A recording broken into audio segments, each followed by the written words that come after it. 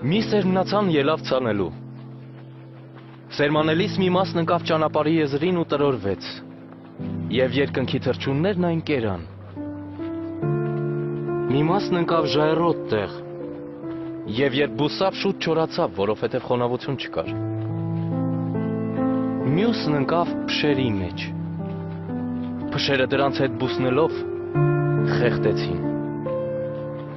Մի մասն ընկավ պարարտ հողի մեջ։ Աճեց ու պտուղ տվեց։ 100 պատիկ։ Տեր,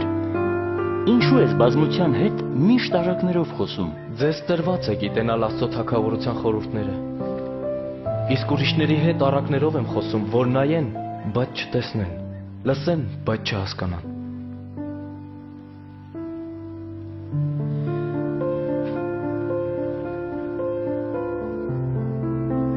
Առակն այս է նշանակում։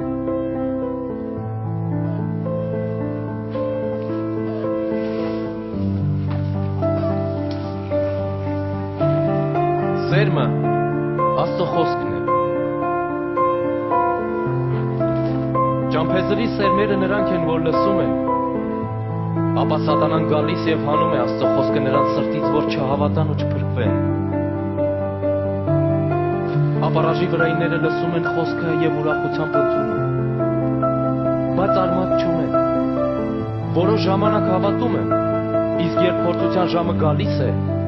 հեռանում են։ Փշերի մեջ ընկածները խոսքը լսելիս, այս կյանքի հոգսերն ու հարստության պատրանքները խեղդում են այն եւ անպտուղ են լինում։ Իսկ պարարտ հողում ընկածները նրանք են, որոնք լսում են խոսքը եւ այն պահում բարի ու խոնարհ սրտում եւ համբերելով պտուղ տալիս։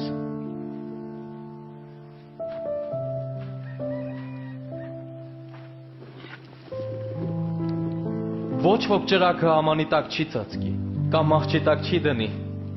այլ կդնի բարձր մի տեղ, որպեսզի ներս մտնողը լույսը տեսնի։ Ամեն թաքուն բան հայտնի պիտի դառնա, եւ ինչը որ ծածկված է պիտի գտնվի եւ լույսի առաջ բերվի։ Արդ զգույշ եղեք, թե ինչպես եք լսում, որովհետեւ ունեցողին ավելի պիտի տրվի, բայց չունեցողից պիտի վերցվի այն չնչինն էլ, որ ինքը կարծում է թե ունի։